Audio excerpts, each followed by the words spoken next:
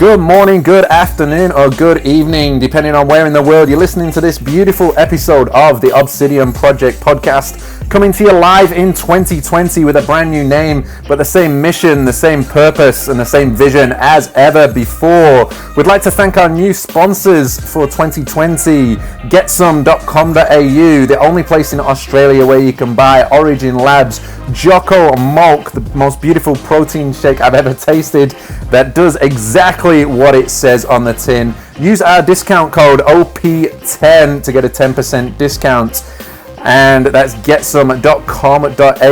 We'd also like to thank our hosts, Cafe Royale, who host our beautiful podcast in their facilities and allow us to interview all these amazing guests that we have. That's Cafe Royale in Coburn and getsome.com.au.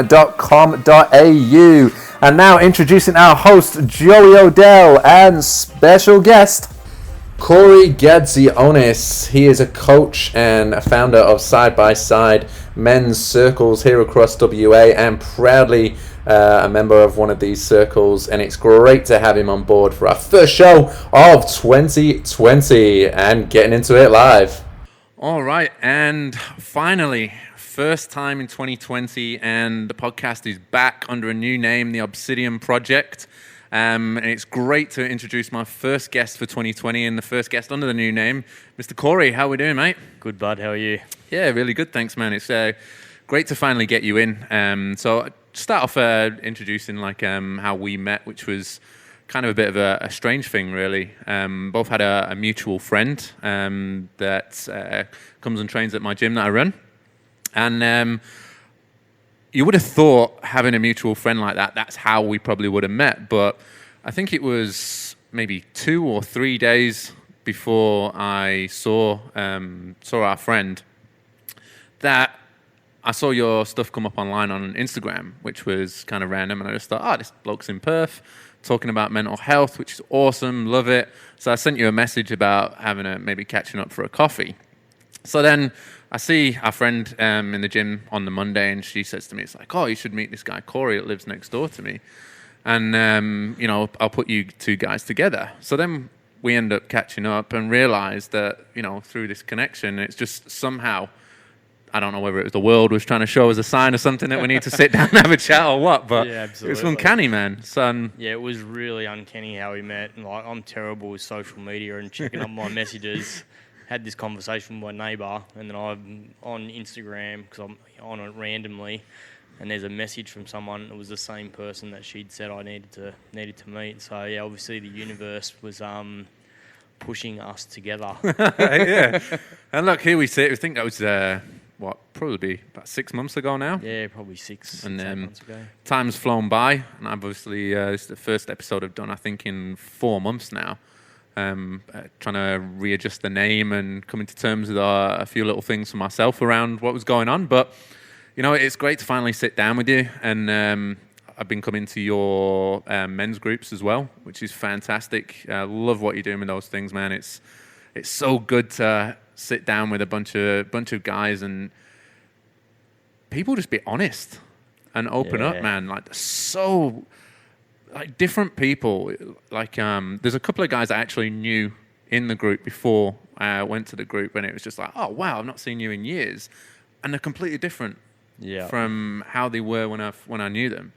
And people I've not met in my entire life that I probably would never run into in walks of life. And you can see the different emotions and things that go on and the things that get shared. And it's just great to see people that are so vulnerable and willing to open up in that way, man. Yeah, it's pretty. It's been a pretty mind-blowing experience for me to kind of create this space and have men come in and really just. I guess my whole philosophy is open your heart and do a lot of work around that. But just to see men be so open and honest has been really.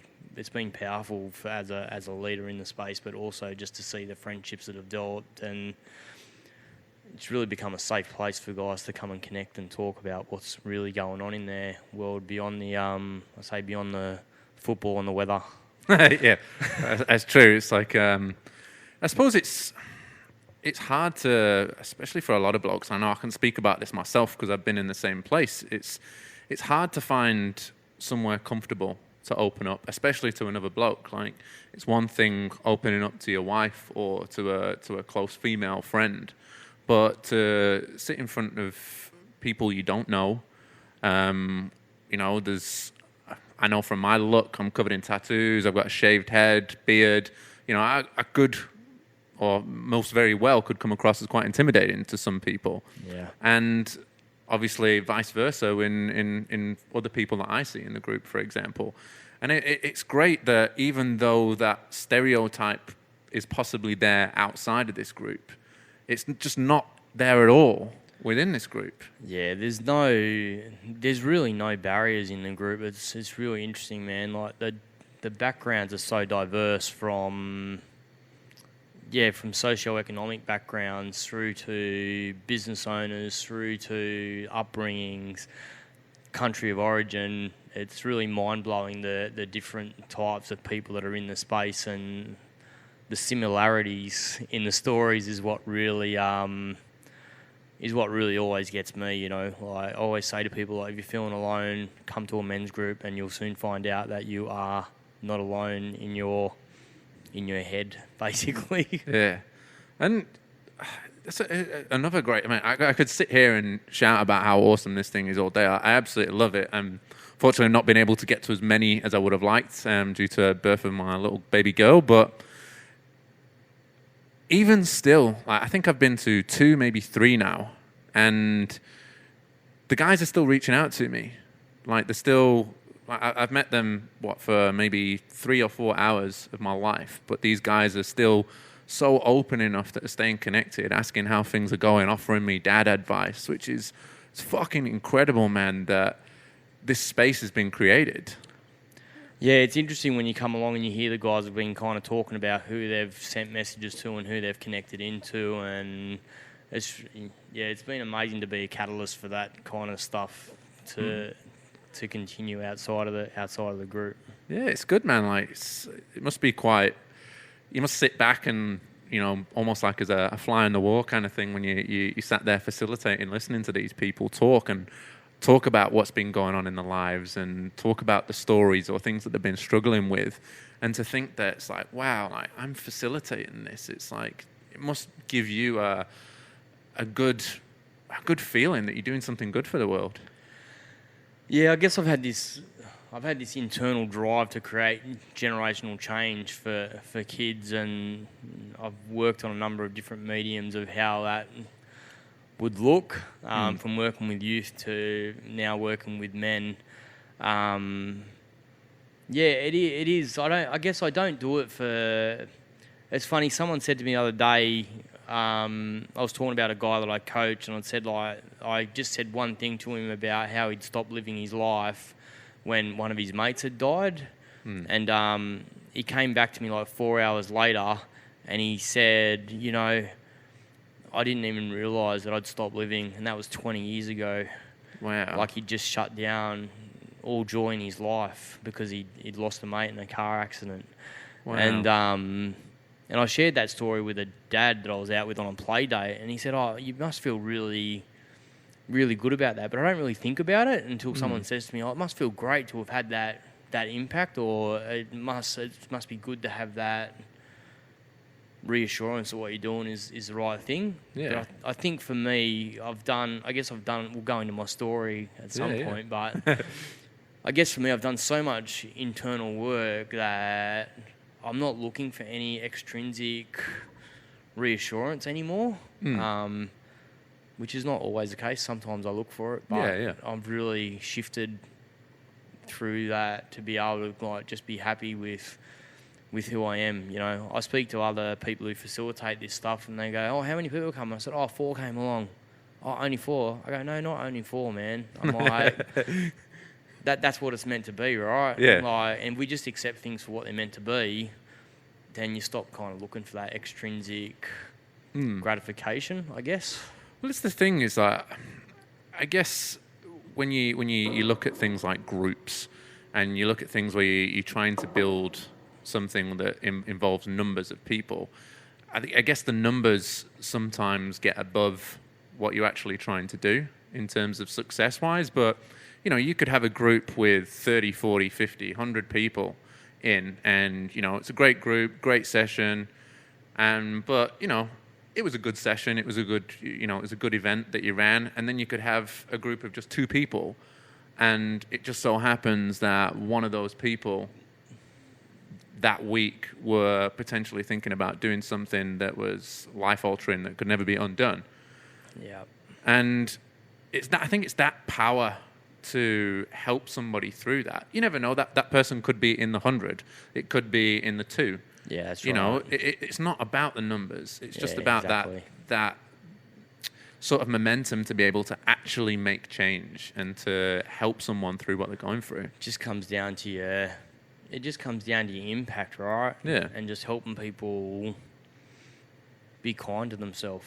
Yeah. Like that is really the essence of everything I do. Is like, how do I teach people to be kind to themselves? And to be honest with you, I think the intimate setting of it as well, with it being a small group, I think it works quite well because you get your chance to talk. It's not like there's not enough time to go and speak to everybody. You get to feel like a value, part of a team, part of a community. Because I was chatting to somebody that I've done a little bit of work with over in Melbourne, I think, and there's those big Tony Robbins seminars that people go through. Yeah. And he was actually sharing a room with a bloke that was on the edge. And I think at one of the days or something like that, Tony Robbins said, okay, I'm going to change 8 people's lives. And so he was one of the people that got picked to change. He was number 8. And the situation went on and on and on. And they got through 7 people. And there wasn't enough time for the 8th person. So this guy, there must have been thousands of people there. But this guy felt so blocked and so left out that night, my friend actually caught him trying to commit suicide at one of these events. So it's that, I think that intimate setting of what you're doing is what the beauty is. No one gets to feel that. I mean, even if you don't get to speak for that long, you don't get to feel that you're not part of it. You're just another number in the crowd. You know what I mean? You are part of the team. I think it's really important, and if the numbers got bigger, I would split the group into 2 smaller groups within the space to still keep creating that, and then come back together and talk about what the impacts were. Yeah. Depending on what the theme of the night is, really. Yeah. But it's the intimacy is really important, man. Like creating that space for people to feel safe, to connect and open up, is and giving people, like when someone new comes into the group, it's like, how do you make them feel safe? You give them an opportunity to share their story, like everyone did on the first week that we come in. Like that's a really important aspect of it. And on the flip side, sometimes people just want to come and sit and listen. Yeah. And they don't even want to. They don't want to speak. They just want to sit and observe. And then it's a text message, 2 or 3 days later. Hey man, I actually got ABC from the gathering. Like, I've had men's wives come up to me and say, hey, when my husband comes home, he's the man that I married for the next 3 days after your men's circles. That's awesome, man. It's that's what makes my heart sing, man. That's what I love to hear, right? Yeah, I mean, I'm changing families. You've not just affected the people in the room, you're affecting the people around them as well, which is, I think it's the mission. Yeah, it's what community is all about at the end of the day. Like, I went and had a very interesting bachelor party for my before I got married. Yep. And the long story behind it, we were sat in a teepee for the whole night. Just a bunch of guys sat around a teepee around a fire, sharing stories. We were slightly inebriated on a cactus, but that's another story. But I remember him, the leader of the group, saying it's like community is what's missing, but the understanding of what community is, which is common unity, is something that's massively overlooked. It's not just about looking at things directly at what they are. It's about affecting everything around it too, which I think is a beautiful that you're getting those results from it already, which is great. Yeah, it's a circle of influence, right? Like, I believe that if I influence 10 men, I'm actually influencing 100 people. It's a smart way of looking at it, man. You know, I'm influencing wives, children, brothers, fathers. Like, that's what it's all about. And that's what's missing, right, is community. If you go back to ancient times, you know, you go back to the Aztecs, Aboriginals, they sat around fires and they shared their stories. You know, if you go out to Laverton now, I've gone out and done some work in remote communities in Laverton, and I've gone out to the Aboriginal communities, and you go and sit around a fire and you share your stories. It's pretty awesome, hey?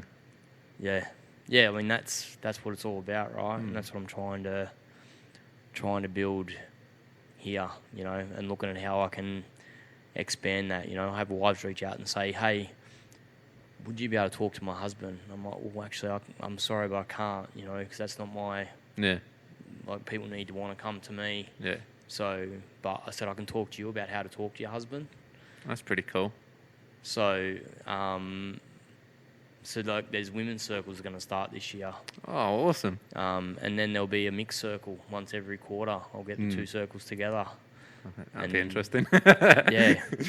But that's kind of the vision, right? It's about creating community, creating stronger families. That's awesome, man. I love it. I love the mission behind it, which is, you know, it's... I look at, like... I guess when I look at things, I always try and look from my own perspective, as in, like... I look from my life outwards rather than looking at everything around me. Yeah. So I try to talk as if from my understanding of what I've been through in my own life. Yeah. And marriage was something that was never really that important to me when I was younger. Even just a couple of years ago, man, like it wasn't, you know, a be all and end all. Yeah, I sit here married now for just a few months. And I guess it was just for me, it was just an understanding of what marriage really is in terms of creating that community for yourselves, creating something that's strong and together. It's not necessarily about the piece of paper. It's not necessarily about the church, the rings, the celebration, the dresses, everything that goes with it. It's just this beauty of being able to help a group of people grow. You know, and that doesn't necessarily have to be people that have come from your seed, so to speak. Yeah. You know, you can introduce, you know, friends into that family. You can introduce, you know, even children that aren't lucky enough to still have parents into that family and allow them to grow. And I think that's what a good marriage is really all about. So if you're affecting something like that in a positive manner, that's fucking sensational in my book anyway. Yeah, absolutely, man. Like my wife and I this year, like we just said we want to be more about community in our house, inviting people in. You know, we're looking for like a 12-seater table to put in our backyard, so we can have 12 seats so we can sit around with family and friends and have that space for socialisation. Yeah. You know, it's so important. You know, like we have our neighbours, our mutual friend Ferrugia. You know, like she's family, man. You know, and her kids and Jerry, who owns Cafe Royal. You know, like they're family. You know, like we'll sit on the front lawn on a Friday night and just picnic like all year round. You know, in winter it becomes a movie night. Ah, that's it's awesome. Like it's all about connection and socialisation and community. I saw, it's funny you picked that up. It's I saw something on Facebook. I don't know if it was this morning or a couple of days ago, but you see people post all memes and stuff up all the time. But there was a beautiful one that came up and it says, the more money that comes into your house, don't build a taller fence, build a longer table. Yeah. And I really like that. And that's what you said there. It just rung true about what you're trying to do, which is pretty cool. Yeah. Yeah, it's just about creating a space that my kids are getting older. You know, like my son's 11. You know, he had 5 mates sleep over this week. Shit. You know, so yeah, you know, but it was like, you know, I want to be able to create a space that my son and his friends feel safe to come and hang out. That they've not got us watching over them. That it's actually a safe space where they can go in the spa out the back. They can go and sit at the table. Yeah. they can kick a soccer ball around, that's what they want to do, or they can sit in the back room and play video games, and, you know, they're all sitting on their iPads playing video games on the same server next to each other, you know. Yeah. It's a different realm, but that's how they create, that's how they're creating their community, right? Yeah. That's awesome, man. So what was, I mean, to go a little bit deeper now, is like, what was the main driver for you into starting these groups, into making these changes for yourself? So the driver for making the changes was that I was involved in a workplace accident 5 years ago. So a co-worker died in my arms under pretty horrific conditions. They got crushed under a steel beam, and I was the person that was holding his hand when they took the beam off him, and he died in that moment. Even though they told me that he was still alive, in that moment I had this sense of I've always believed in God, but in that moment I felt his soul in the room, and I really didn't know what that was, but I was broken. The thing for me that became really curious was that in that moment... It's all right, man. Work through it. It's okay.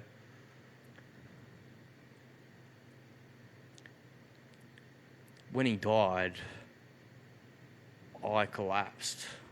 Like, I just lost memory of that time. Like, people tell me that I was in a shower, I was covered in blood, that they came in, they dressed me, and they took me to another room. Someone took me home to my wife. I remember waking up the next morning. Oh, wow. And I was just sad, you know, like, just really... Just didn't know what to do with what had happened. Yeah. And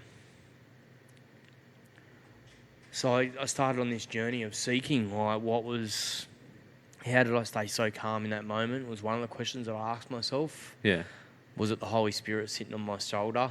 Was it my angel who then said, okay, I've held you, now you need to go through this pain to grow? Yeah. Was it Brendan's soul that I felt in the room? You know, I still don't have answers. I believe it was his soul that was in the space with me. But, you know, like, was I good? It depends on who you ask, right? Yeah. Like, some people would say that I was a good person, and some people would say that I wasn't a good person. But my own perception of myself was that I was angry. And I don't know how long it was after, but I was getting coaching, whether it was... I went through a heap of different coaches and psychologists and psychiatrists and drugs and et cetera, post. But I said to my wife one day, like, what 3 words would you use to describe me? And the words she used were kind, caring and loving, right? And I said, what words would you use to describe me before Brendan passed away? And she's like, angry, arrogant asshole. Wow. You know, but she has this belief that marriage is a commitment, for better or for worse, right? That you get married and you're committed to that. Like, that's one of her core beliefs. So she stayed with me. Strong of her. It's very easy for anyone to throw in the towel these days. Yeah, my wife's she's a pillar of strength, man. You know, like, that's awesome. I was like I had PTSD after Brendan passed away. I was dysfunctional. You know, like, I didn't go to drugs or alcohol, but I went to bike riding. I just vanished. Yeah, I'd go lose a whole day, or I'd go and ride so hard, so fast that when I got home, that I would just go eat and go sleep for the rest of the day because I was just literally burning my body and mind out on a daily basis because that's how I coped with what I was going through, essentially. Tried to commit suicide a couple of times in that period. So one time I drove my car into a light pole, literally at the end of on the main road at the end of my street. I just drove down the street, turned around and went as fast as I could and took it off the road, and the car was written off and I had no injuries. Wow. Which was It's pretty miraculous, man, if you think about it. Yeah, it was pretty miraculous, really. And then the second incident really involves, I guess, I don't even know if it was a person, man. I was on Cottesloe Beach, and my intention was to walk out and just swim until I couldn't swim anymore, and just go back to nature. Yeah. And this guy just sat on the beach next to me and just said, "Is it okay if I sit here with you?" Didn't say anything. What? I just sat there crying. And I was talking to a friend about it, and I was explaining what the person looked like, and he said, "Oh, that person's in my dreams all the time." What? Yeah. That's mad. So I didn't even know what that was, man. Was it a person? Was it a spirit that just knew I had work to do? Yeah. I don't know. But anyway, and that was the end of the suicidal thoughts, Like I've certainly had, dark thoughts, and I've taken myself to places in physical pain. Like that's where I go to when I'm emotionally traumatized. Yeah. I want to hurt myself. I want to take myself to a place physically through lifting heavy weights, or through cycling, or through running, or whatever it is, whatever my tool is at the time. Yeah. And I just bury myself in that is kind of my tool. So I'm trying to use that exercise in a more healthy way. Yeah. Now I withdrew from competing in competition because it just takes me to that place of darkness, Well, while we're on the subject, there's I guess a big debate in the world, and has been for a while now, of when it comes to things like depression and attempting suicide, that you got this holistic approach where you look after your health and your fitness, and then you've got the medical approach where you go to the doctors and they prescribe you some medication. And up until very recently, I was a big proponent of saying no to the drugs. Still think that way. I still think there's better options out there. But I was a big proponent of going, just look after your physical health. Just look after yourself. And just listening to your story now, and just before Christmas as well, unfortunately, I happened to lose a friend to suicide. Yeah. And to meet this guy, you would have said this is the fittest bloke in the world. Yeah. Absolute monstrosity of a man when it comes to his build, what he looked like. How he lifted, one of the strongest people I've ever seen. Yeah. And obviously struggling with his mental health from how we lost him, unfortunately. So I think I go back to pre-Brendan, my younger version of self. I hit the gym at 15, right? And it was all about protection and self-preservation, and no one's going to fuck with me again, I had a childhood that wasn't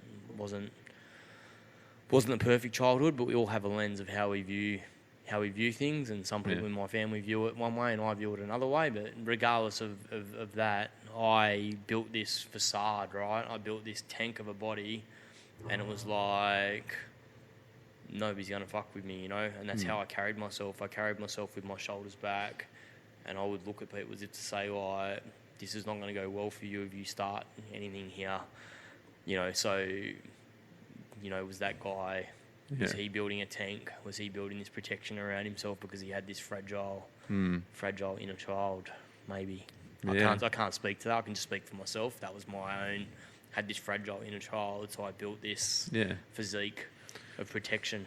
Well, it makes a lot of sense, and I guess before this happened, it's I think a lot of people, especially if you go to, I suppose, any gym in the world, there will be a proponent of people that are in there because they're looking after the mental health. And although it's what I would consider personally as a better option than going down the prescription medication for looking after things like that, there's obviously, it's not the end, where I think is a lot of people come unstuck. And I've seen, the more and more I do work in the mental health sort of sector, you see more people saying he was a fit guy or she was a fit girl and she had everything going for her. She was determined. She was very focused. But there's obviously a certain lack of, I hate to use the word coaching, but more there's a lack of understanding of how to deal with the actual problems that are much deeper. Well, they're wearing a mask, right? Mm. Which is why they're in a gym. Yeah. Training and doing whatever they're doing, right? Because their mask is, it's so hard now because there's this perception of body image. Like, women are actually doing a better job of addressing body image. I don't think men do a very good job of it. Teenagers, steroid use is rife amongst 16, 17-year-olds, which is crazy because they're in the prime time of their life to build muscle without drugs. But yeah, I think people just have masks on, man, and that's what the men's circles do. It allows everyone to just come in and take their mask off, so they're just men. Yeah. As far as medication, I'll share my story around that, right? So, when I first got diagnosed with PTSD, I'm like, no meds. Yeah. I'd seen my mum on and off meds for years, right? And I just went, no meds. And I went to a psychiatrist who did some EDMR, so rapid eye stuff with him, and probably cried for the first time in my life. Like, really cried and let it out. And then he sat down and he said, Corey, the reason you need the medication is not to take for the rest of your life, but there's a story of the soldier in the hole, right? There's a soldier in a hole, and an officer comes past and says, hey, get out of the hole. But you can't get out of the hole, right? Yeah. And then a warrant officer comes past and says, jumps in the hole with you for half an hour, and then says, all right, you need to get out of the hole, and then he jumps out of the hole. That's your psychologist. Yeah. And then his mate jumps in the hole. He goes, what are you doing, man? He goes, I'm going to help dig you out. And he's got a shovel, and he helps digs him out of the hole, right? And that's what the medication is. Yeah. But once you're out of the hole, the problem is the system believed that I had to stay on the medication. For me, the problem was that I was starting to feel I'd kind of switched from psychology to life coaching. Yeah. It was he had a degree in psychology, but just different style. I just connected with him differently. So I'd been seeing a psychologist who'd done good work, but was entrenched in the medication realm, and wasn't open to me getting off the medication. And so then I engaged in this other coach, and 4 weeks after engaging with him, I was training hard, I was feeling happy, and then I'm like, and I think about things a lot, right? Probably too much, to be honest. And I'm like, okay, I'm happy, but am I happy because I'm on medication, or am I happy because I'm fucking happy? Yeah. Right? That's a big head fuck. So what do? So I was I don't do anything in halves, right? I'm not a doctor. I don't advocate anyone to do this. But I threw my meds in the bin. So I went off a super high dose to nothing. And in 5 days, I was like ill. I was starting to get mood come back in, et cetera, et cetera. And then I went to my coach and said, hey, I've gone off the meds. This is what's happening. And it was funny, we'd done some I was doing inner child work. So we'd kind of done this really deep journeying, like inner child protection work. And then I went to the bike shop and hung with some mates after that. And then I went home. And I got home and I had a massive, massive headache. Like I rang him up. I go, man, I'm going to die. Like, that's how sick I was. And he's like, mate, I just want you to go get your wife and take you to the beach. So he took me to the beach, and like literally 80% of my pain went away within 10 minutes of being in the ocean. It was just surreal. And I haven't been on the meds since then, and I've had heaps of trauma, man. Ferrugia, our mutual friend, Yeah. her son was like my son. I went off the meds a week before he died. And it's all right, man.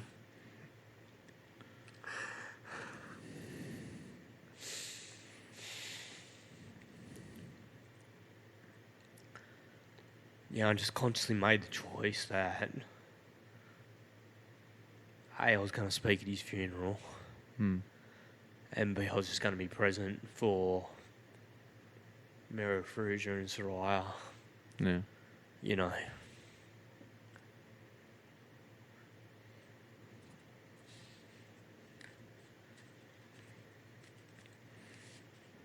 It's just hard, he's right there.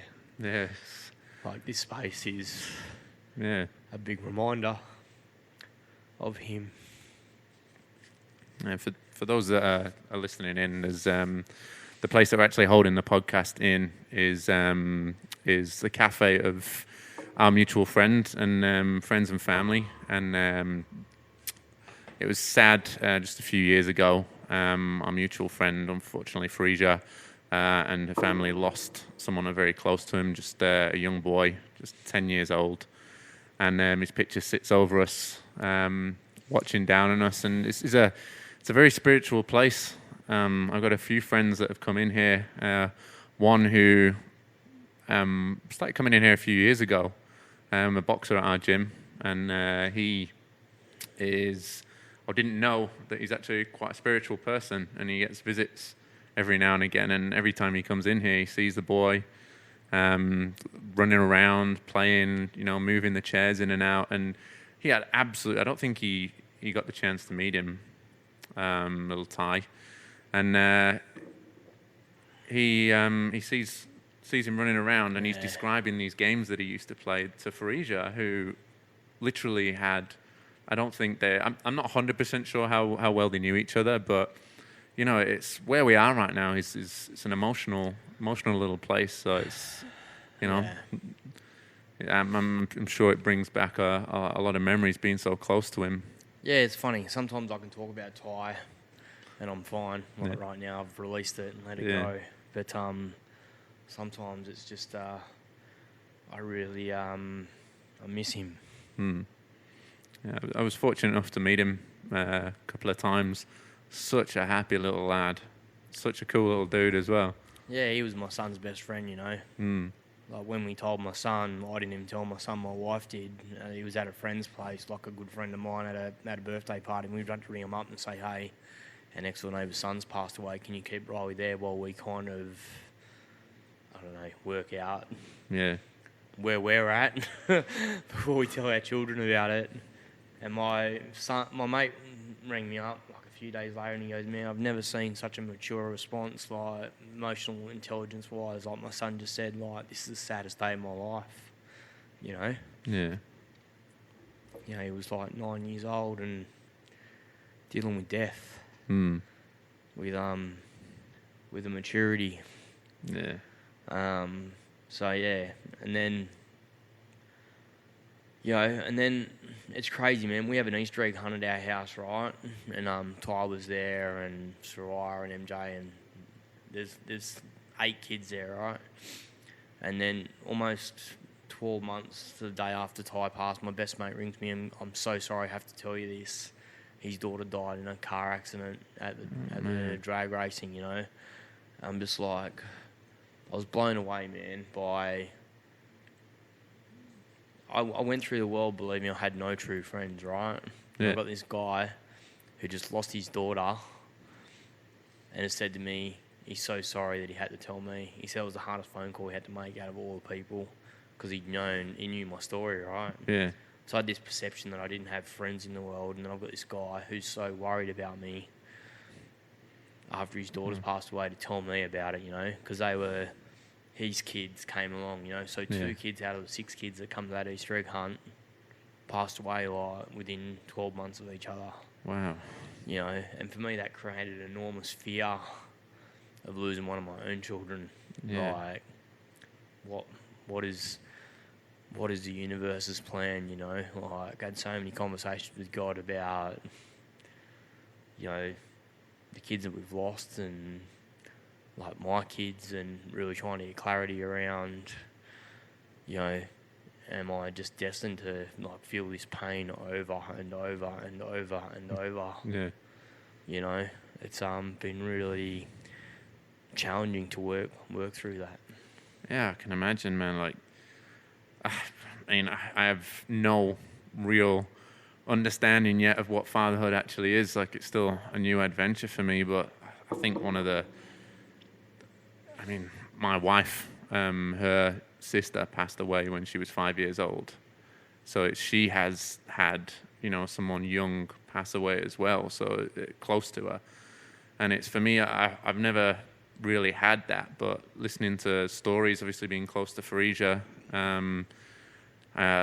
listening to your story, listening to my wife's story, and I think it's when that's around you, it's hard as a parent not to get stressed and worried about things like that and feel that fear. And I mean, it's not just limited to parenthood, it's limited to a lot of things. Mental health is a funny old thing. It can be brought on by trauma, or let's not use mental health as a bit of a general term, but depression, for example, is something that can be brought on, for what's I would say in the mainstream as things that happen to yourself. But that doesn't mean that people don't suffer from things that are around them, especially people that are close to them, children, friends, family. It can have a massive effect. And from having conversations with people like yourself, on podcasts, off podcasts, over the phone, over the internet, wherever it may be, and I think I suffer from this as well, is a fear of your story or what's happened to you not being strong enough to compare it to somebody else. Yeah. Which is, it's a really hard thing. I think this is something that I, to be honest with you, struggled with. I think this is why I stopped recording episodes on the podcast. I had another good mutual friend of ours, Lockie, onto the podcast, and I was listening to his story, seeing what he was doing.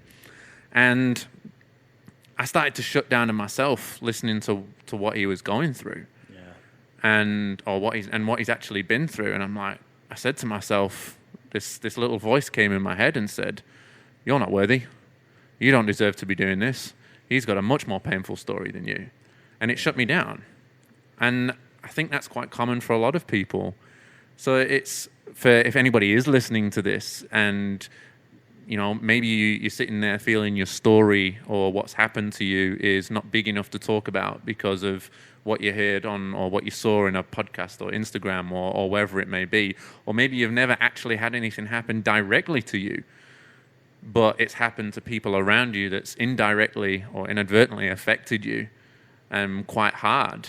Yeah. It doesn't mean that you don't deserve to be able to talk, or it doesn't mean that you shouldn't open up where you can, or if you do feel like you're suffering or you feel like you've got a problem, to be able to reach out to people close to you. Because at the end of the day, when you look at things like mental health, it's the health part that we need to look after more. And the thing is, it's not a weakness, right? Just because your story isn't as traumatic as someone else's story, it doesn't make your story any less real for you. Yeah. And it's not weak to be open and have conversations about it. You know, it's actually having conversations is the key to really letting go of what you're carrying. Yeah. So I kind of shared my story. We didn't really say why I started men's work. Yeah, right? no, yeah. Go ahead, man. I got sidetracked, but it's been sitting there rolling around in my head. So what happened was, when I got PTSD, my friend network vanished. There was just no one willing to be by my side, basically. There was no one willing to stand by me and support me. And part of that was I probably pushed people away and I was hiding and et cetera, but there was no one kind of reaching out saying, "Hey, I know this happened for you. How can I help?" Yeah. There's an expectation on people that when they're hurting, that they reach out. Yeah. But the reality is, you don't have the capacity to reach out when you're hurting. So for me, I started riding bikes and connecting, and then I started slowly joining groups and socialising, and started to rebuild my networks, my friend networks. But yeah, I know so many men feel alone in the world. Yeah.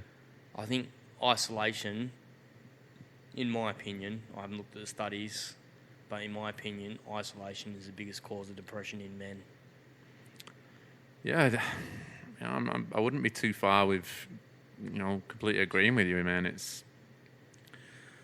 There's this big, I don't know the correct word to use here, but there's this idea that I don't even know where it's come from, that men can't talk to other men about feelings. I don't think there's been anything direct that's happened in the world that can correlate to this becoming something. I think it's just events that have happened over the world, this idea that men need to be tough and we can't cry, we can't show emotions, things like that. And it's that idea I think is what makes it even more tough for men to want to open up, even to the people closest around them. Yeah, I think part of it goes back to... So I did a WA men's gathering. I presented my my open heart process to 30 guys at the WA men's gathering. And it was interesting because these guys are the pioneers of men's work, right? Yeah. They've been doing... I think there was 8 guys under 40 and then 40 guys over 60. Wow. Right? Yeah. So, and then the oldest guy was 85. Wow. And he'd been going to these gatherings for 25 years. He started going when he was 60. Wow. Right? So there's a new generation of guys kind of coming through underneath. But there was a guy there one morning. I was sitting down and I was processing some stuff around that I needed to write for myself to forgive my mum. And I was kind of writing that letter, and there was this guy in a wheelchair, he's 85, and he's wheeling himself down this ramp, and I'm like, this is not going to go well. I'm just going to stop. I'd finished writing the letter, and I was just contemplating and going through the process in my mind and, visualising the process, etc., etc. Yeah. Anyway, I ended up sitting down and having a coffee with David, right? He's 85, and we're talking about our lives, and I said, oh yeah, my son does this. I was sitting down doing this with him on Friday afternoon before I come out. And he started to cry. I said, what's going on, David? He's like, his dad left to go to war, right? When he was 4 years old and came back when he was 14. So he was gone for 10 years. Wow. So he never got to know his dad in those formative years of his life, right? Yeah. And this happened for hundreds of thousands of children across the world. Yeah. So all these men went to war, and these sons were left at home with no male role models to have conversations with, right? So they grow up not talking to their fathers, right? Yeah. And then they have sons, and they don't talk to their sons. It's a really astute correlation, man. You can see the pattern starting to emerge. So we're the kids, right, Yeah. of the second generation of that. So now our kids are the third generation, right? My dad didn't go to war, but his grandfather and my great uncle, they were Cossacks in the Russian army. So, there's this stuff that gets passed on, and then it just becomes culture, right? And then all of a sudden, we have to change that, and that's why my driver is for generational change, right? Yeah. Because it has to be a generational shift. And they say it takes 4 to 5 generations to create change. I like it, man. It's funny. I did a talk to one of the Rotary clubs just this past Thursday, and one of the things I spoke about is something that I heard. I think it was from a guy that I like to listen to called Simon Sinek. And he was talking about how failure has disappeared, how hard work and mental toughness has disappeared from our generations of children. And it's funny you talk about the Second World War, about how this has come about, because he explains it in a very similar way, is that the parents of wartime, for example, the parents that were having kids during the war or just had kids shortly before the war that were having to be parents throughout the Second World War, their biggest achievement was to be able to put a meal on the table a day. Yeah. And that was slugging out, doing horrible jobs, doing crappy work, coming home tired, but just literally grinding and grafting just to be able to put a little bit of food on the table for their family. Yeah. Then those kids have become parents outside of the Second World War, but they're still feeling that hardship, that graft, that education that they've gained from their parents, that hard work is something that needs to be done. But they say to themselves, I don't want my kids to go through what I had to go through. Yeah. So I'm going to put 3 meals a day on the table, and that's my graft. That's what I'm going to do. Yeah. And the pattern continues. They have kids, they become parents, and they still understand hard work, toughness, what it is to be able to push yourself through something. But now it's, well, I didn't get any presents at Christmas time, so I'm going to make sure every Christmas or birthdays, for example, I'm going to buy presents. Then they have kids, and then it's like, I'm going to give my kids everything. Presents all the time, every day, all the week. And now we're seeing kids growing up, becoming parents. I've sort of put myself in this generation, although throughout my story, having my granddad was my father figure. He was a war baby, so he was a hard worker. So I learned from him. I managed to grasp that. But there's lots of my friends or my friends who've had kids, for example, that they're growing up and starting to become parents for themselves that don't understand what hard work is because they've been given everything. Yeah. And it's funny how the two sort of stories correlate with each other in terms of how generational change has happened a little bit. I don't agree with everything Simon Sinek says about the current generation. I think they get a bit of a bad rap. You know, I've got a thing on my phone that I post up when people are ripping on the current generation of children, and I think it was Socrates or someone like that, and they were writing it down about how the children are feral and they misbehave and et cetera, right? Yeah. So this is 400 BC. Yeah. So for 2,500 years, people have thought that kids are terrible. Amazing. That makes a lot of sense here. Like, I guess for me, like I observe kids down at surf club training hard. I take my son to squad swimming and there's 15 kids who are 12 years old that are swimming 2 kilometres before they go to school. They're going to school and they're studying hard, or they're working at school all day, and then they're coming home and they've got homework.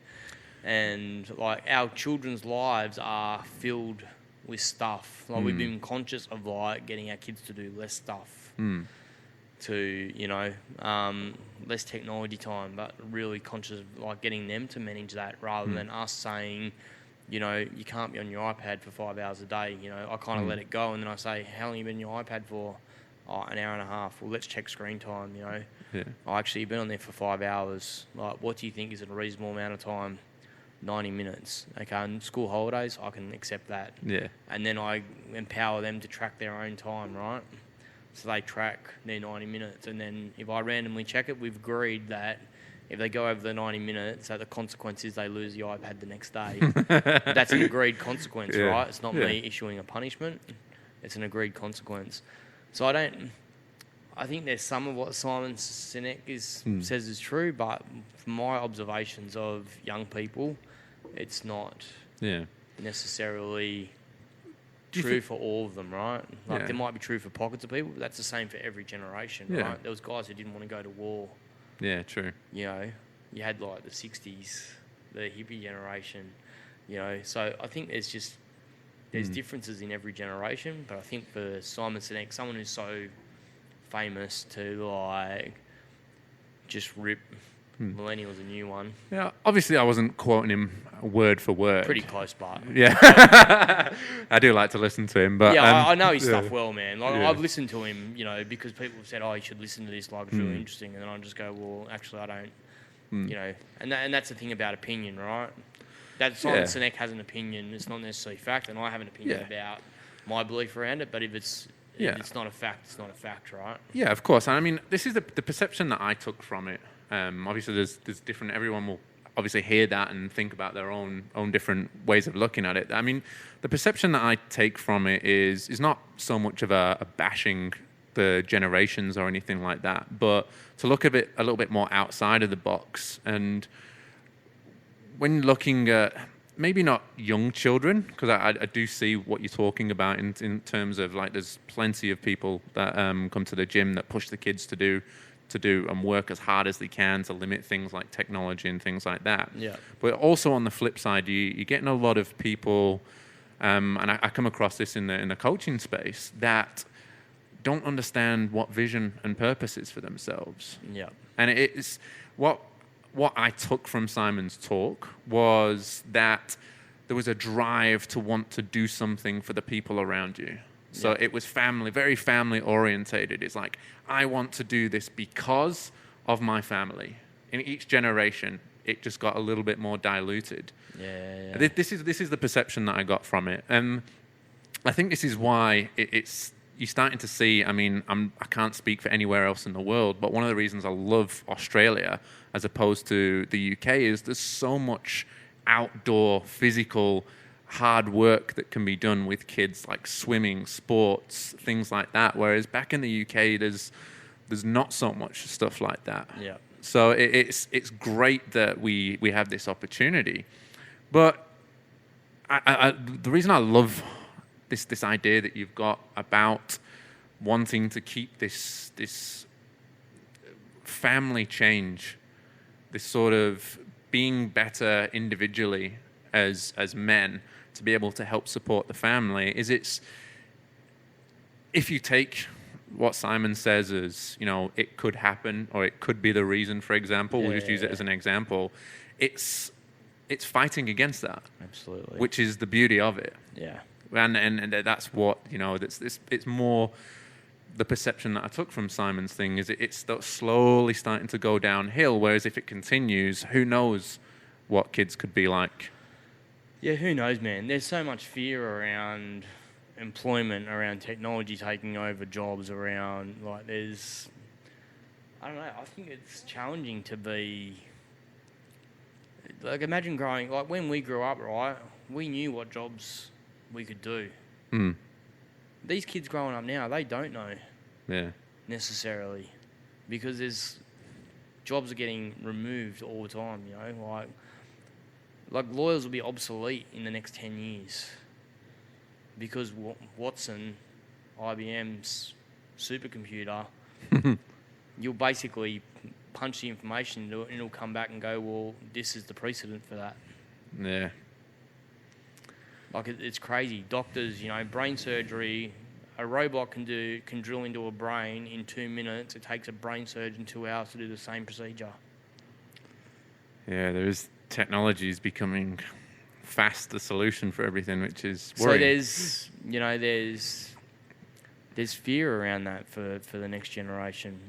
I think that I see my niece and my nephew, they're 17 and 21. My nephew's becoming an electrician, and my niece is at school studying to go into media. With vision to go to Europe and work as a media liaison for a European soccer team, right? Wow.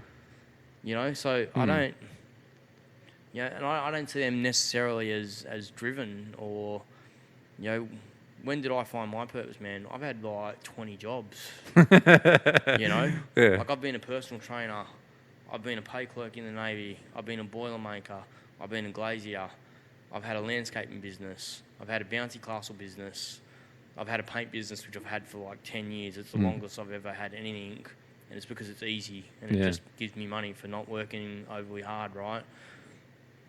I'm 44, man. I've only just found my purpose, right? But it took an enormous amount of trauma for that to happen. Yeah. I've always worked hard, but I haven't necessarily always had purpose, right? My purpose was to earn money, to be free to do what I want to do. Yeah. Do you think then that obviously things that you're doing and I guess you're not just creating a safe space, but you're creating an education platform too. do you think this educational understanding, like we go back to the war, talking about things like that, you say about you understood your purpose through trauma. The war is obviously a very traumatic time for people. Yeah. Going through hard times is traumatic. And obviously we live in a world that, yes, you could call it clouded and cloaked, and you could go into massive wormholes and conspiracies about the way the world is right now. But it is the way it is at the end of the day. And that lack of intense trauma like war, for example, that's not around. Do you think that the education system now needs to step up to start to come to an understanding where this is something that, well, if we can't learn it through trauma, we have to learn and understand what our emotions really are, how building and understanding what purpose really is, rather than just sticking to the old maths, English, and your sciences sort of thing. It's something that needs to really come into the education system. Yeah, and I think, like, I've got young kids, and I think I see it coming in the education system. You know, they have, my son's in a program where it's an extension program where they explore how to solve a crime. That's cool. Or they explore how to build a robot to solve a certain task. Or they build a box, like a digital lockbox, and their friends have to try and open the lockbox. You know, kids learning how to code. I think we need a fundamentals in, like, reading, writing, arithmetic, and coding now. Yeah, true. Right? I think we need a fundamental of that in education, but we also need a base of curiosity. We need to teach kids how to be curious around their emotions, and part of it's like educating parents, right? Which is like what you're saying. Like, I don't look at what I'm doing as education, but it is. Yeah. You know, I've got Indirectly, right?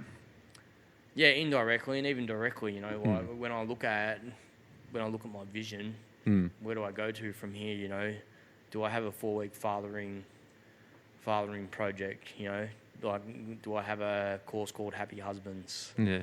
Epic Dads that runs for 4 weeks that people can just go on, pay their $45 and go and do that program, and they have an option to do it for $400 where they'll be connected in with other dads for 10 weeks. Yeah. I don't know, you know, but that's you know, that's kind of that's how I'm looking at where do I go to from here to exponentially create something that lives beyond me, right? Yeah. What's like, I really think about legacy. What's the point if I die and this goes tomorrow? You know, like, my vision is to have 100 side-by-side men's circles in Australia. Yeah. Where I just have a framework that I give to men to run. You know. So, if you were to sort of, obviously you've found what you want to do with the rest of your life, which is, you know, it's unbelievable. But if you were to be able to describe, you know, what that, not that what your overall vision is directly and what your overall purpose is directly, but what vision and purpose and that is for you, how would you describe that? Like, if other men or even women, children that are listening to this. So you really need to understand your core values, right? What makes you tick at your heart? What makes you happy? And for me, it was fatherhood. Right, fatherhood. I've done so many values quizzes, and it always comes back to fatherhood, right? Yeah. Always. So for me, that's my core value, right? Yeah. So how do I help men be better fathers? Yeah. How do I help men be better men? It's not even about being better fathers, right? It all comes down to how do I help men be better men? Because my core value is fatherhood. So, and that relates to the conversations that we have. You know, like I have I hold father space, you know, very well. You know, from not having it, and you know, even with my father, I have these conversations now. I talk to him about, you know, he's got young kids who are the same age as my kids because my brother's not capable of having them, or my stepbrother. So, you know, I have these conversations with my dad about, you know, you have to do this different, Dad, now. So that's what it comes down for me, man. Like, I just have this enormous drive to be the best father that I can be. Yeah. And then how do I influence the world to be the best fathers they can be? Yeah. That's good, man. And it's awesome that, that I think we're very related on the fatherhood aspect in terms of it's something that's quite close to me as well. And I've sort of come to understand that it was really important for me to become a father. It was one of my big goals, but then I realized, boom, I'm a father now. What do I, what? I don't know what to do. So it's like, it doesn't stop beyond just becoming a father. We're always learning, right? Exactly right. But I had to do a little bit of digging myself in terms of why was fatherhood so important for me? Yeah. And why was it so important for my vision, my purpose, things like that? And it took a lot of digging, but realized that it was something because of something that was obvious, but for some reason I decided to completely ignore it, was something from my childhood.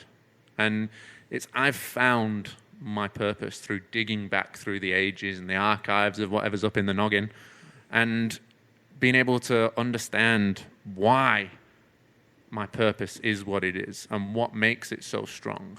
And it's one of the reasons I started this podcast, for example. But where did that come in for you, like in terms of fatherhood being a specific thing that you were driven towards? Oh, man. When did it... I don't know, I was such an unconscious person when I first became a father, right? And like I really wanted to have kids when I was younger, and I really...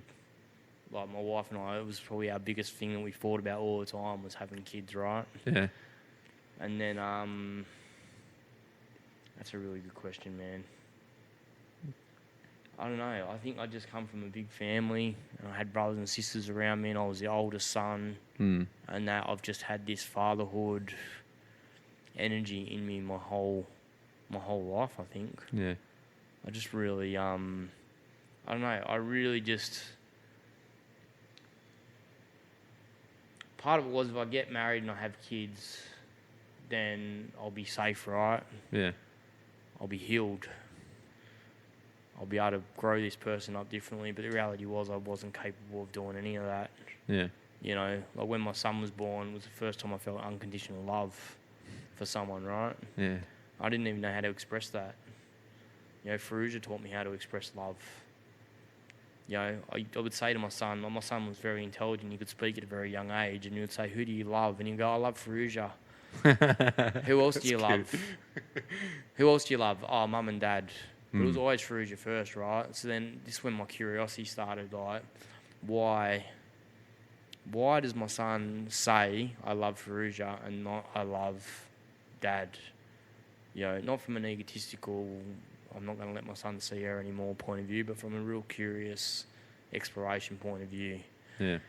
And it was because she says I love you to everyone that she sees, right? She gives him a hug, "I love you." It's just, she was brought up with this beautiful, nurturing expression of love, right? I had love in my life, but it wasn't expressed. So all of a sudden... that taught me how to express love, right? I have to start saying I love you. I have to start saying it to my wife because she didn't say I love you because her parents are Portuguese and Italian, right? So they don't express love that way. They feed you. Yeah. They make sure you're safe, right? Yeah. That's how they express love. But I really wanted to, like, my kids to know, you know, like I say to my 8-year-old, "Hey Blake, yeah, Dad, I love you. I love you too," right? Yeah. So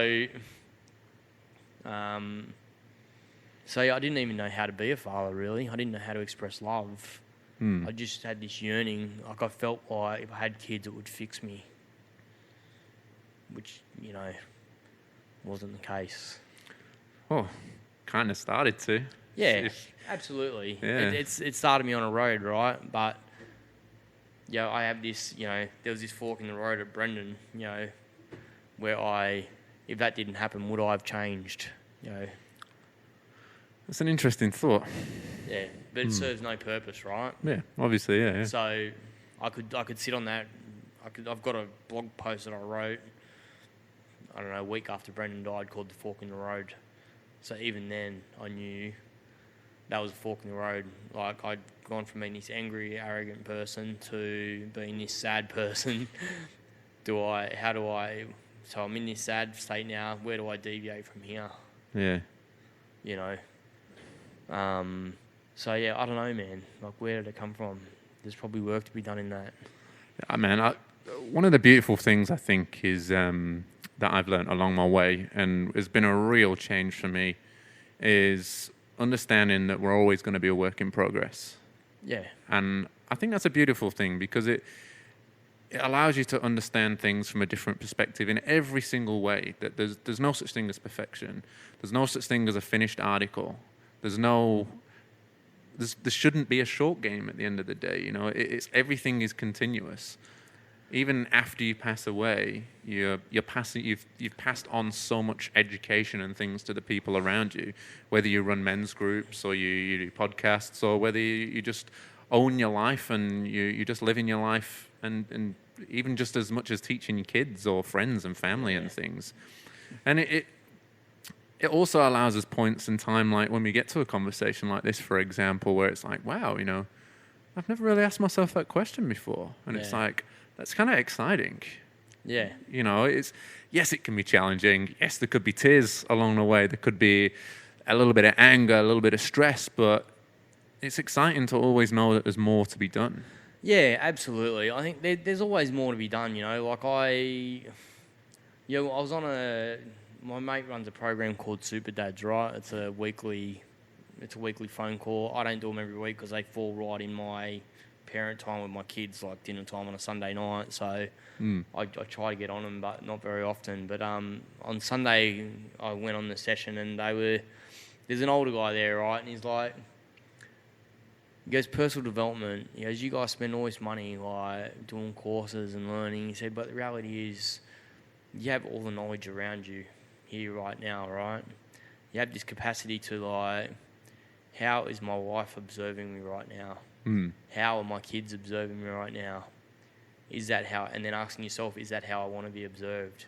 It's like gaining these points of view outside of yourself, and that's when you really grow, right? You know, how can I grow? You know, even in the men's circle, you know, like I've been evolving as we've been doing that. Like I've gone and done other work and research and reading, etc., etc. So it's always bring it back to I, because people are soliciting advice. You should, so use that as an I statement. Yeah. And if they can't, then they can't solicit the advice, right? Because it needs to come from their heart and from their perspective, not from the male energy of, I need to fix this guy. Yeah. Right? So yeah, it's just I guess that's how I kind of try to really look at personal development is, do I really need to be doing more and more courses and programs? And I don't really look at my men's circles personal development. I guess they could be deemed that. Well, you could look at things and like say, even just sitting down with a mate and having a coffee is personal development, because they may be able to teach you something that you had no idea. Yeah, exactly. You know, I think everything that we do has some form of education in it. If you're not being educated, you could be educating somebody. So there is that space, but I think it more directly relates to, you know, I mean, sitting in the groups myself and just listening.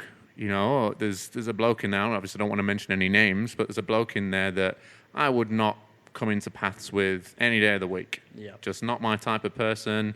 I don't know him that well, but we just wouldn't bounce together in the same circles. Yeah. But sitting there and listening to what he had to say about being a father, being a married man, about going through the things that he had to go through, I'm like, this is fucking gold. I wish I had a notepad to write some of this stuff down, because it wasn't that he was directly going, you should do this or you should do that, but he was telling me he was telling me a story. Yeah. And to me, a story can be used as a metaphor. It can be used as a what not to do or what to be aware of.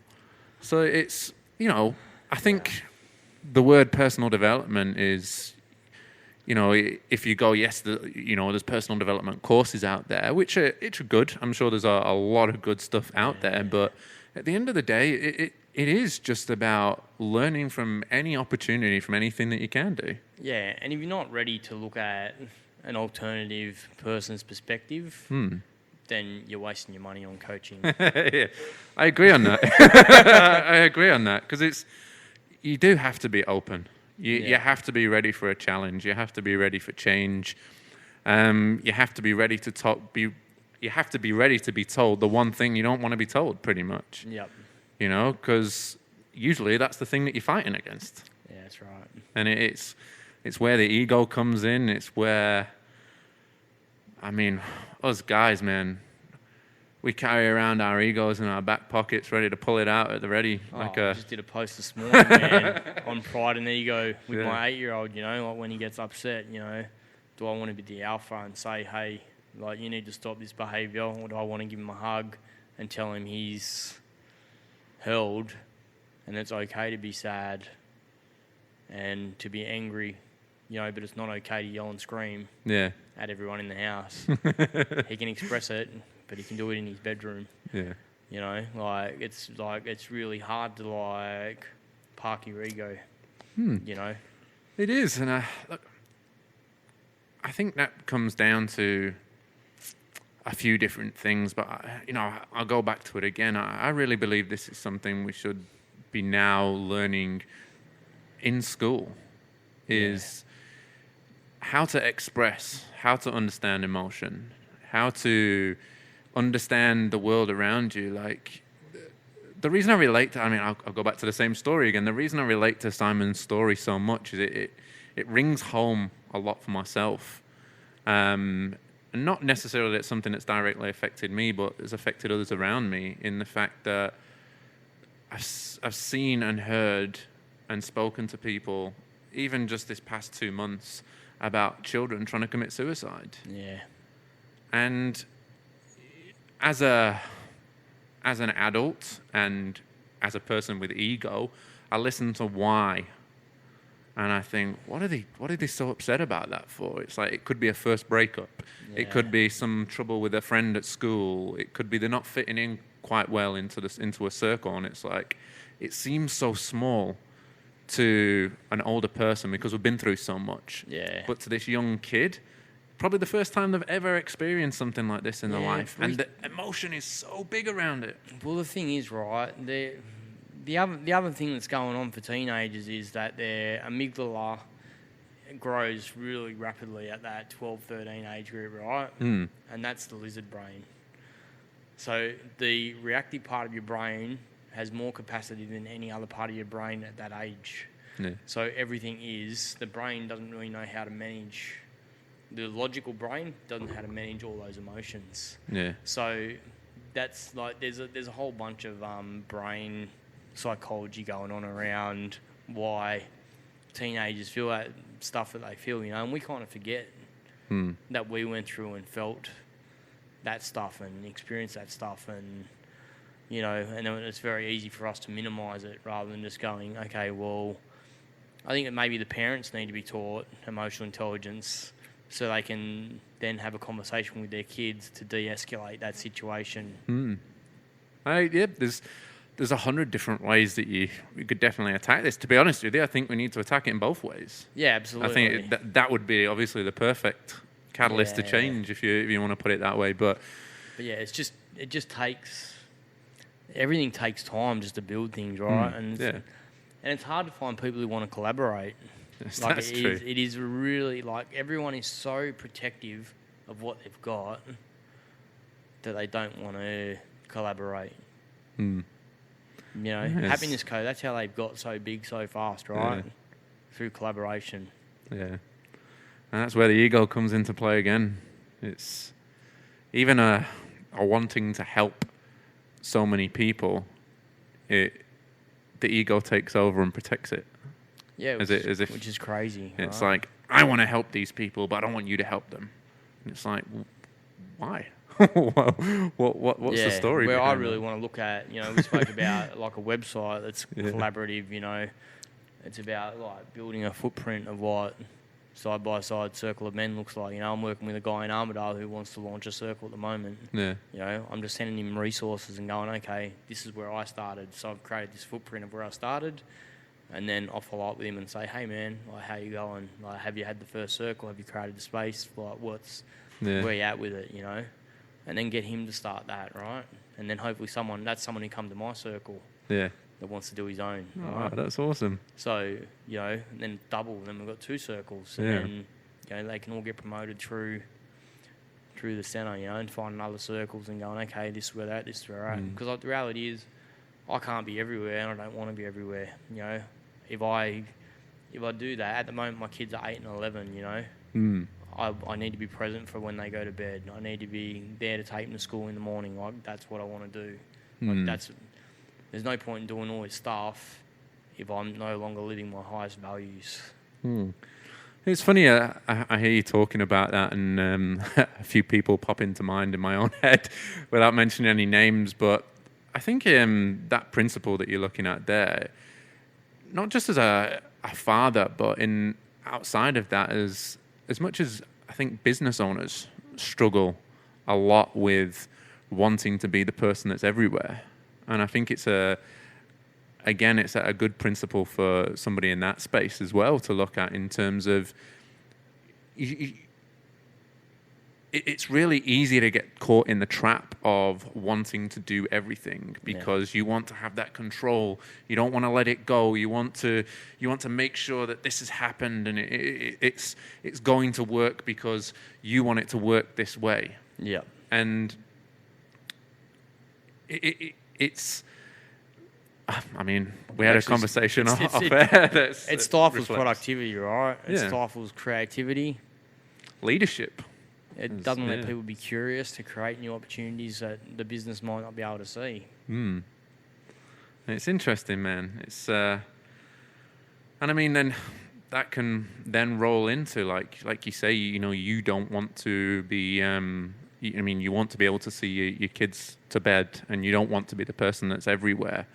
And I think with the problem is, if you go on that flip side, it does end up affecting your family. It does end up affecting your friends, your social life, if you are trying to be everywhere and everything. Yeah. And it's a fine balance, man, between, you know, like people say to me, oh, you need to be building this, like this is the target, you need to do this. I'm like, oh. No, I don't have to do any of that stuff, you know. Like, I worked hard, so I'm financially stable. Yeah. Like, I just need to do what's in front of me here and now. Yeah. Well, that's beautiful, man.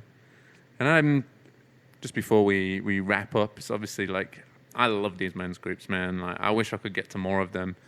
I'm glad now that you're opening up. You're doing 2 a month, which is fantastic. It gives me more opportunity as a bloke to go down there and see the guys and have a good chat. Obviously, we're quite local at the moment. Just here in South Lakes South Lakes in Perth, Western Australia. Obviously, want to grow more of these, and I'm blown away with where this podcast has gone in just a few episodes. So there's people around the world, man, will be hearing this, and you know, if somebody hears it that wants to join locally, or somebody that possibly loves the idea of what you're doing and wants to start up their own, like, where could they get some advice from you, or pop down and get in contact? My Facebook page is Side by Side Initiative, and that would be, they could reach me on there, or I can give you my email address is sidebysidemen@gmail.com. So they could reach me on those, and I'll just give Joey my private Facebook page, and then people can kind of reach me through that as well. That's cool, man. Well, dude, it's been awesome. Like, I think we should have probably done this a lot sooner. But, you know, things get in the way, and it's, you know, it's great to finally sit down and have a coffee and sit down in this beautiful cafe that's, you know, brought so much love to so many people. And, you know, they're great, these guys, being able to offer me this space for just time to be able to do what we're doing here, which is fantastic, man. And really appreciate you coming along, man, having a good chat, and I'm sure we'll be seeing more of you in the future, man. Cheers, Joe. Appreciate it. Awesome. Thanks very much, buddy. Thanks, mate.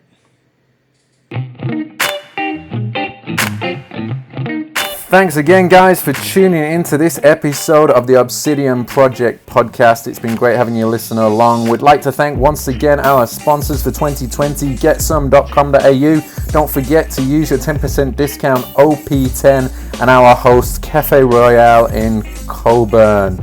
And now stay tuned for this important message. For those listening, or for those in need of any immediate help, please contact Lifeline on 131114 or Beyond Blue at 1300 224636 for those in Australia. Or they also have a website, beyondblue.com.au. If anyone listening to this outside of Australia, feel free to contact us at theobsidianproject.com. Our email addresses are there, and we'll direct you to the best available source in your area. Thanks very much again, guys. Show your support to anyone around you and share this podcast to anyone you think may need it.